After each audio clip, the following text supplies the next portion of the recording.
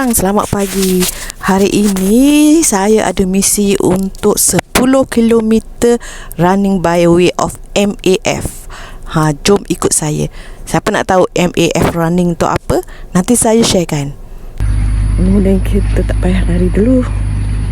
Kita hanya jalan perlahan dulu. Kemudian baru kita start lari.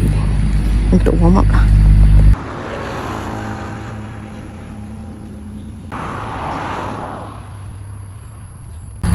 Dah 2 km. Kita teruskan perjalanan. Okey, 5 km pertama sudah pun dilalui.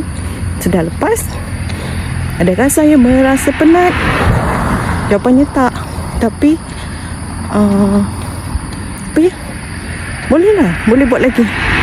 Tapi rasa lemak yang kita nak bakar tu dah rasa terbakar. Badan kita dah rasa lebih ringan. Itulah dia kelebihan MAF. Okay, jom kita teruskan. Lagi 5 km.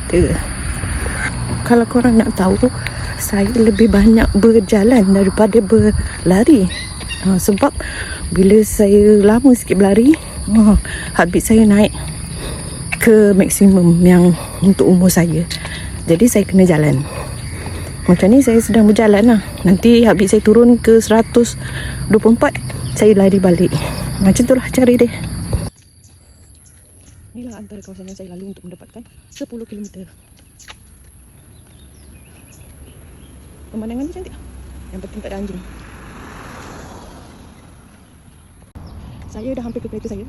Nanti saya letak ambil air kat situ, minum sekejap dan tak payah berhenti tau minum. Kita duduk dan sambung lari balik.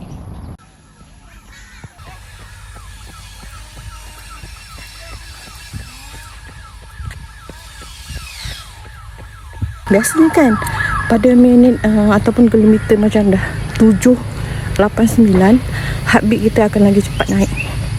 Jadi kita terpaksalah layan berjalan kaki. Kadang-kadang saya pun terbabas juga. Kadang-kadang bila rasa lutut sakit, berlari boleh kurangkan sakit lutut. Saya sudah di kilometer 1 km terakhir. 3 km terakhir saya berlari di dalam taman lah. Sebab nak dekat dengan kereta, nanti senang nak ambil air dan saya nak buat stretching. Kita kata warm down selepas berlari. Okay. Sebab saya punya heartbeat sekarang ni 132.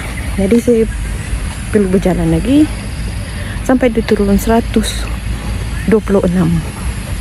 Begitulah seterusnya kilometer terakhir. Cuba tengok ni.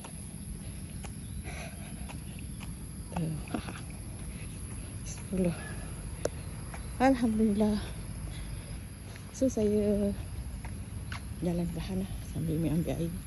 Kita stretching dan kita ambil gambar.